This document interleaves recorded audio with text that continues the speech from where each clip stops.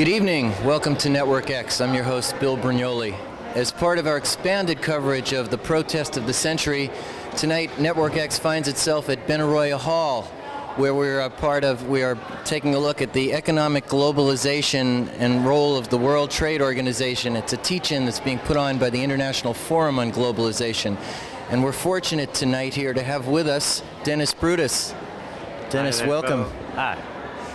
Dennis is a South African activist and poet, and is a former political prisoner on Robben Island with Nelson Mandela, and he is presently the president of Jubilee 2000 Africa. Now, Dennis, you are going to be participating on a panel here today as, you might say, a peripheral part of this International Forum on Globalization teach-in. Right. Could you tell us a little bit about that panel? Yes, it's a very specific one which looks at the role of the churches, the question of faith, but of course raises broader issues. But the churches have been very important because of the notion of Jubilee, the notion of the forgiveness of debt. And so that's become one of our main thrusts, to go to the World Bank, to go to the IMF, and now to come to the WTO, talk about the burden of debt and demand the cancellation of debt. So that's where it's at. Talk to us, give our viewers an idea of what Jubilee 2000 is, when it came into being, and what it's been doing since then. Okay, I'll just try and keep this short, but it begins with the churches, and particularly the World Council of Churches, reminding people of the scriptures, and particularly the book of Leviticus, which is a book in which people are instructed to forgive all debt, to forgive their enemies, to return what they've obtained unjustly, and to make a new start. And we're using the year 2000 as part of that cycle of beginning a new global relationship, if you like. And part of that is to go to the World Bank and the IMF and say, we want the cancellation of the debt, which is a burden on the countries of the South, which is strangling their economies. It's preventing them from building schools and hospitals and housing because they have to give priority to repayment of the debt before they can take care of social services. And we're saying we want that to stop. We want the debt canceled. We want that money used to serve the people and not the banks. Now, how does that tie in with the World Trade Organization, and specifically the ministerial that's coming to Seattle? Right. We see the WTO as a kind of enforcement agency. As you may know, that one time we had what was called GATT, the General Agreement on Tariff and Trades, which worked by consensus, by general agreement. That's why they called it the General Agreement. The WTO is different in that it has legislative powers, which in fact are laws which can override the laws of a particular country. And they can also punish any country which breaks those agreements. So we're into a far more narrow situation now, and a situation which in fact will make things even worse for what are called the underdeveloped countries, lesser developed countries.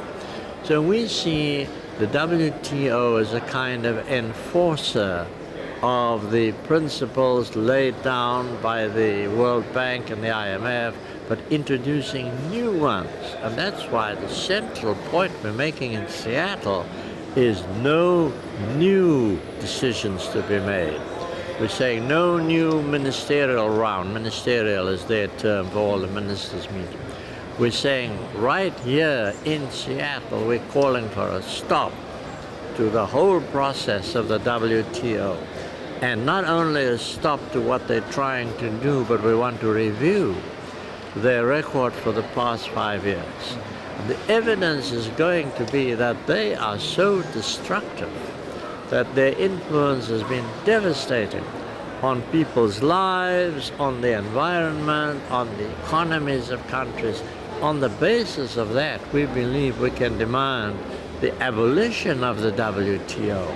But we haven't got to that stage yet. For the moment, we're saying, A, nothing new should come out of it, and B, we want a re-examination of your record. These are the two demands we are making. Now, I've just come out of Johannesburg, I was at the summit meeting there, NGOs from Africa, from Asia, from Latin America, and we adopted a joint statement which is addressed to the WTO. It's got other elements, of course, dealing with debt with the World Bank and the IMF. But to the WTO, we are making the same demand which is being made by 1,500 other organizations. And that demand has these two elements. One, no new decisions, and two, a review of what you've done so far. Yeah, and we do want to talk about that particular summit, which I believe was the fourth summit of its kind that took place in Africa. Correct. And before we do that, though, I would like to mention that the purpose of this particular teach-in at the International Forum on Globalization is examining the 5-year record of the World Trade Organization and its decisions and its impact on the countries of the South. As a South African, present and former South African, one might say, what truly has been the impact on your country? Have things gotten worse, and if so, how? Well, we could choose any particular country. I'm going to limit myself just to answer your question to South Africa. What is happening in South Africa is that the repayment of debt of two kinds, both to the World Bank and to the private sector, banks, Chase Manhattan or Citibank or whatever, the money that has gone there is money that could have gone for housing, for hospitals, for schools. As you know, there's an AIDS epidemic in Africa. Things are in bad shape. We are unable to take care of the social services because of the money has to go in service of the debt. So that's half the answer. The other half is that, in fact, the whole process of what is called downsizing, of privatizing, of people losing their jobs, unemployment has gone up. The loss of jobs has gone up. Has that been a result of these so-called structural adjustment programs that have been forced on the country by the IMF? Right, and of course privatization and downsizing is part of that. But you're right, when you privatize what used to be parastatal industry, which was actually profitable, and you now put it in the hands of private industry, and they start raising the price of water or transport or electricity, you're doing two things. You're raising the cost of living, and at the same time you're cutting down on the number of jobs. And so the economy, in fact, the people suffer. You will actually see, of course, if you looked at the stock exchange, you'd get the impression that things are prosperous. And they are prosperous for a small section of the population. But for the mass of the people, conditions have actually become worse. Mm-hmm. Now, I know one or more of the attempts that the World Trade Organization is going to make here to expand its power is in the area of patenting of pharmaceutical drugs. Could you speak a little bit about that and the impact it could have on the African AIDS epidemic? Right, but I would like just for a moment to go back to the previous question because I didn't quite answer it. You're quite right. All over Africa, the damage to the economy has come through what are called SAPs, or structural adjustment programs. But in the case of South Africa, interestingly, the World Bank did not come in and impose an SAP. The people in South Africa developed their own SAP and then went to the World Bank to get it approved. So we call it a homegrown SAP, but it's a sad truth that the post-apartheid government is being so anxious in pleasing the banks and foreign investment that the social services are being neglected. So what you're getting is a kind of an SAP. It's like what's happening elsewhere, but you cannot say that it was imposed by the World Bank, because it was actually developed internally and then okayed by the World Bank. Okay, so now we can go to your question, which in a way I didn't answer initially. Do you want to just repeat that for me? Question? Yes. One of several ways the World Trade Organization is going to try and expand its power over not just the southern countries, but also countries of the north. One of them is regarding patenting of pharmaceuticals. Right. Now, with the AIDS epidemic that is really ravishing Africa, what impact could that have? Could you speak to that one in particular? Right, I'm glad to. And I'm going to try and just narrow it to that specific issue. What has happened there is one of two things could happen. The South African government has attempted to arrange for drugs to be produced locally and for drugs to be imported, which would be generic rather than the brand name drugs, because the brand names are much more expensive than the generic product. What has happened, and this is where the role of the WTO comes in, they are trying to enforce this whole notion that you can only deal with the name brand product as opposed to the generic product. In South Africa, what we've tried to do, and this is where the government has been quite progressive, it has tried to clear the way for the generic production and the generic sale. The WTO stepped in and said you can't do that because it would be contrary to what they call free trade, and the right to protect the brand names by patenting. In the case of South Africa, I'm glad to say the government took a stand on the issue, and in fact we even got Al Gore, the vice president, involved in the issue. So the WTO has actually bent its own rules on the case of South Africa to say we're going to relax the insistence on the brand name. We're going to allow you guys to get in with a generic drug, but not the rest of Africa. And so we're still struggling because we don't want only South Africa to be a beneficiary. We want other countries to benefit too. But of course, this is where, and I'm sorry to say it's so complex that I'm not sure I understand it all. But essentially, the WTO, working through what they call TRIPS, the transfer of intellectual property, is trying to control information, particularly in pharmaceuticals, to make them more expensive. They're patented, they're under the control of a particular pharmaceutical company, and when you want to buy it, you have to buy it from them at their price. So it actually puts many medicines out of the reach of people. They can't afford to buy them. About 2 months ago, when the Director General of the World Trade Organization, Michael Moore, was here in Seattle, he actually made a claim that the World Trade Organization's, one of its main purposes is to help the countries of the South. But it would appear that from what we're hearing from you here, that's far from the case. Oh, I'm afraid so. Sadly, it's very far from the case. What it does is to serve the interests of the corporations, to maximize their profits. People are the victims. People are exploited, whether it's in child labor, labor of women in sweatshops, a whole range of issues on which we find that the countries in Africa and Asia and Latin America are suffering. The profits, the wealth is being transferred to the north, to the highly industrialized countries. And the claim is totally false that this is supposed to serve our interests. On the contrary, consistently the WTO has found in favor of the corporations. Consistently it has found against people, against human interests, whether it's clean air, whether it's medicines, whether it's labor regulations. On all these issues, their interest has been to serve the corporations, not to serve the people. Let's take a step back and speak a little bit about that summit that you just came from in South Africa. I believe that was like a tricontinental Right. summit, if you might call it, involving the nations of Africa, Asia, and was it Europe?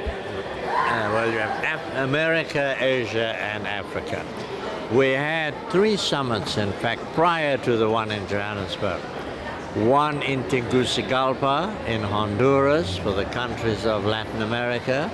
What was this summit called? It was held in Tegucigalpa, and I'm not sure what the exact term was, but essentially it talked about the problems of debt and development in America.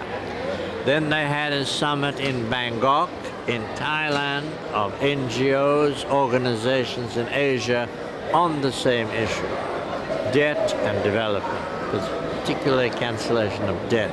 And in many cases, the organizations that took part were Jubilee 2000 organizations, so there's a direct connection there. Then we met first in Cape Town, then in Johannesburg, drafted a declaration, what was called the Gauteng Declaration, coming out of Africa.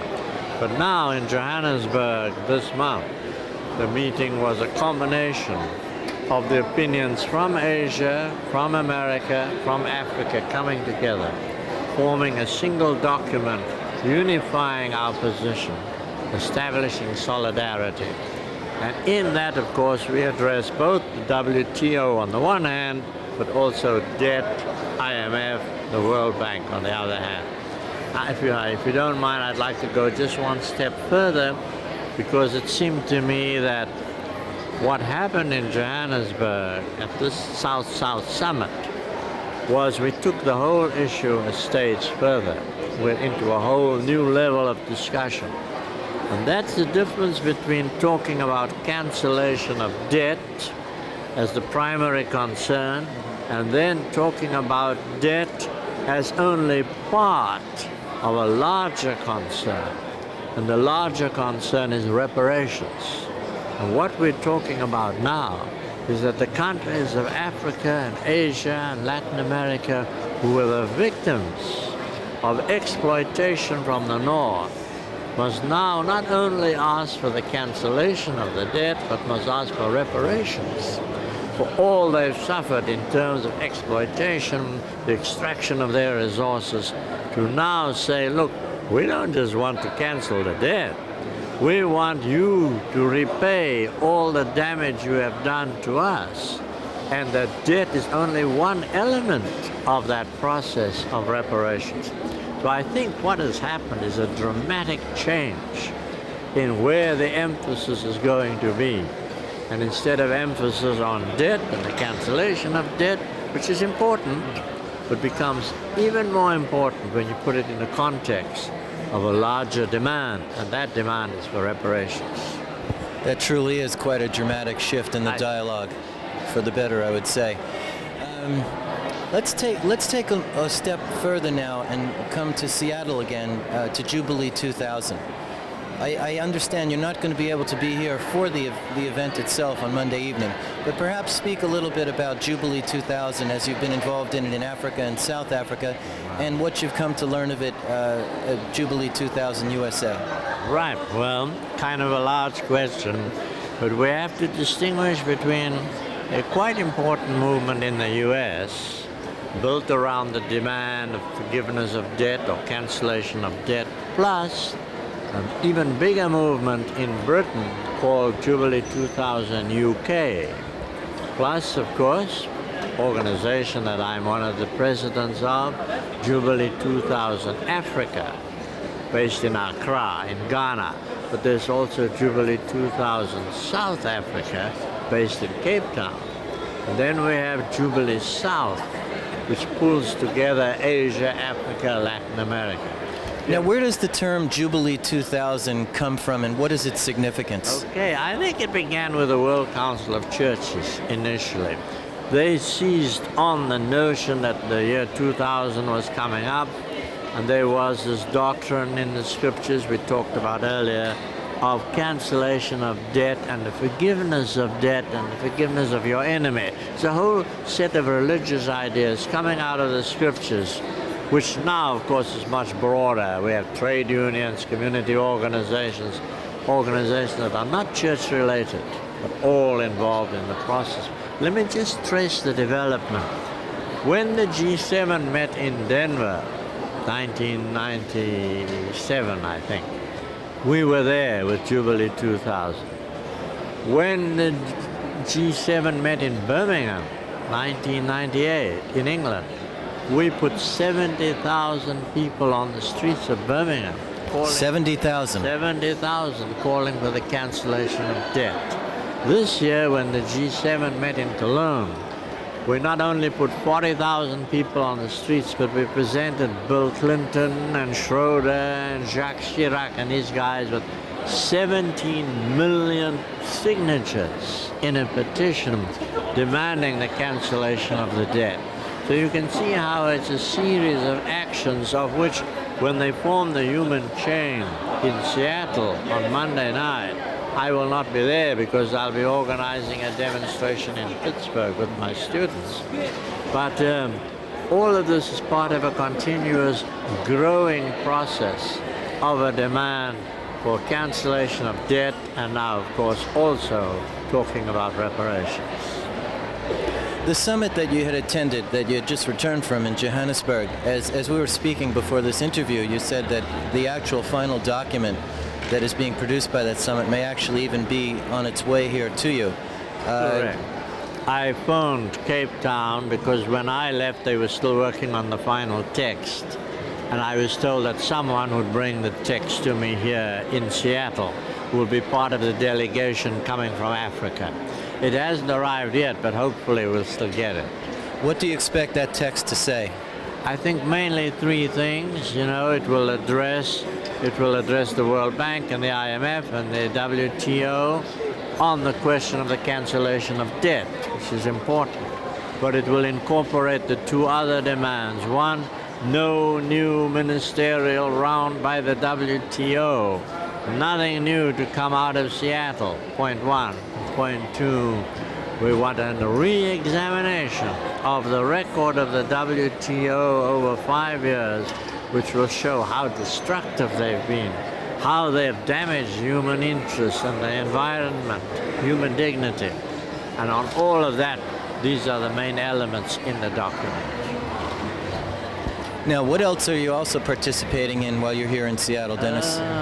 Well, a variety of things, but mainly, of course, the forum, international forum, and then there will be this discussion which talks about the role of the churches. And I'm glad to say they have played an important role. They don't always do this, but just as the churches played a significant part 100 years ago, when we developed a campaign for the abolition of slavery, which was an established institution in the West, the churches played a significant part in getting the abolition of slavery, the slave trade.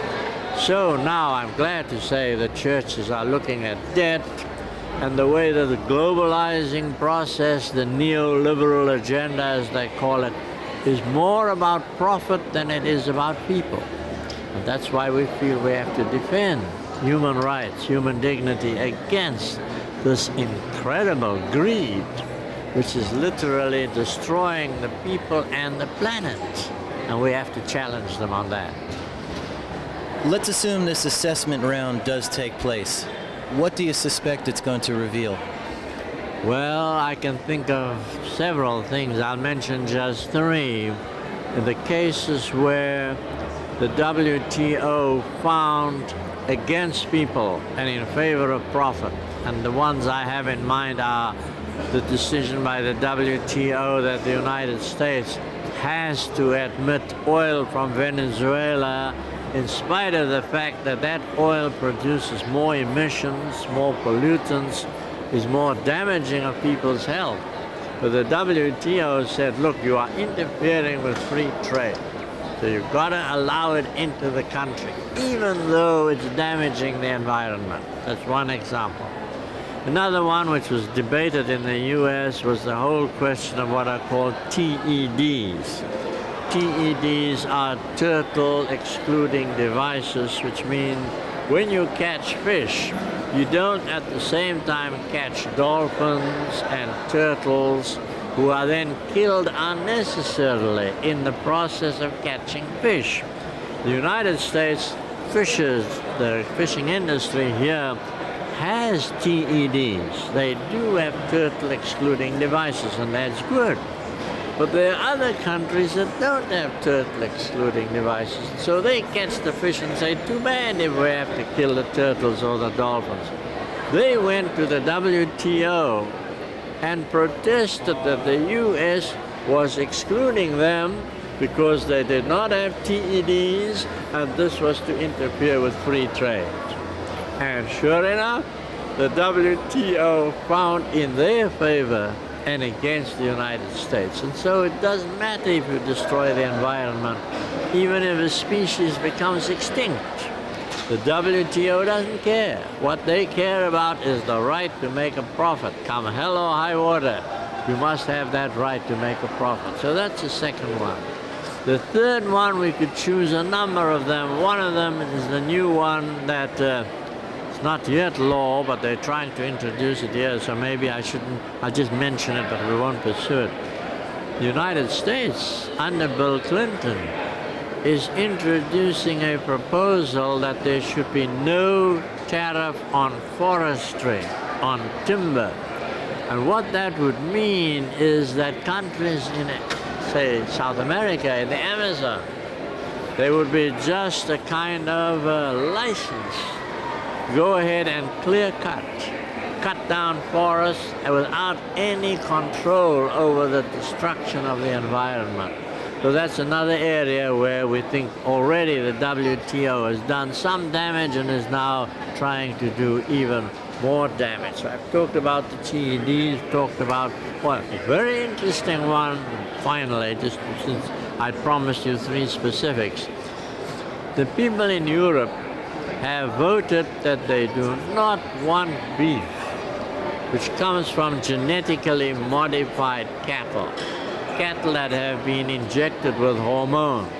So their flesh becomes artificially bigger.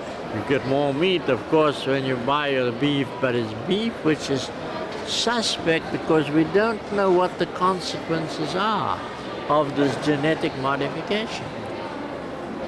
The European countries in the European Parliament voted by 366 votes to 0 that they are opposed to bringing in genetically modified beef.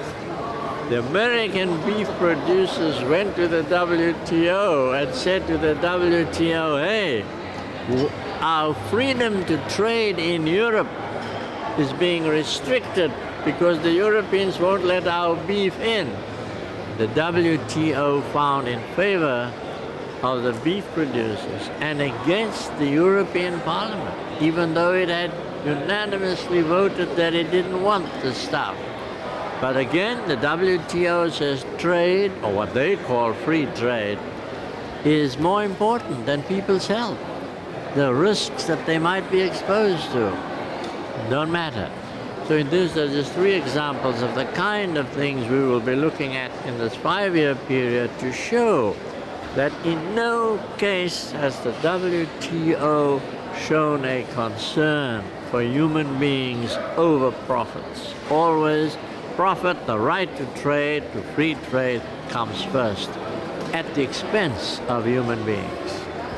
If we could, Dennis, just in closing, if we could take a look at another WTO decision that seems to come to line up very well with the whole debate, or the shift in the debate from debt cancellation to actual debt cancellation as being first step for reparation. The banana case that was brought by Chiquita Banana against the European Union. Why don't you speak a little bit about that? I'll do what I can, but I'm not sure if I have all the details. But essentially what you had was, especially in the Caribbean, you had former European colonies, Britain, France, whatever. Out of those colonies, as they became independent, trade relationships were established between the former colony and the metropolitan country. And so there was preferential treatment for those colonies and their crops. And one of their crops was bananas, of course, which they were selling to Europe, in what was admittedly a kind of protective relationship, but one that those countries were entitled to because of the previous history of their relations. The United States went to the WTO and said, hey, you are keeping out our bananas because you are giving preference to bananas from the Caribbean going into Europe. So where are the American bananas? They're not even in the US. They are in South America, but they are owned by United States corporations, specifically Chiquita Banana and Doe. So now the Europeans are being told, hey, from now on you've got to allow Chiquita and Dole into Europe, even though in the past you were dealing mainly with the former colonies in the Caribbean. One of the consequences is that by importing Dole and Chiquita and cutting back on importing from the former colonies, Jamaica, Trinidad, whatever, you are doing profound damage to those economies because the production of that crop is important for their economy. In some cases, they are heavily dependent on those products, on the bananas, for instance. So you're doing two things. You are favoring the corporations based in the U.S. or coming out of the U.S., and you are destroying the economies of small countries where that product is important for the whole of the economy. And you're saying, doesn't matter, if they damage, too bad. The so-called free trade has to come first. So essentially, a major transnational corporation was successful at using the WTO to overturn one of the first elements of reparation for past colonial exploitation. Good point, because in fact this relationship between the former colony and the former metropolitan country was one way of repairing all the damage that had been done. It would be, I think, rightly described as a form of reparations. It's not all that beneficial because in the long run the metropolitan country still manages to manipulate the prices, but at least it's an improvement on the previous relationship. So it's a kind of reparations. But clearly when you move in the supernaturalist transnational corporations, super corporations, you just wipe out the local industry, local product. Well, Dennis, do you have any closing words? Because we're just about out of time. Well, I must say I'm delighted at what's happening in Seattle. I'm very impressed. Seattle has, of course, a long history of labor activism. So it makes sense that people are being active in Seattle. But they're also, I think, showing a wider concern. This is not just about protecting workers in America. It's saying we can't go on using sweatshops and child labor and people, paying 35 cents an hour in Indonesia or wherever. So there's a genuine moral concern here, which seems to me an extremely important development as we come to the end of a so-called millennium and begin a new one. People are talking about a new global social order, a more just society in which human beings are more important than profits.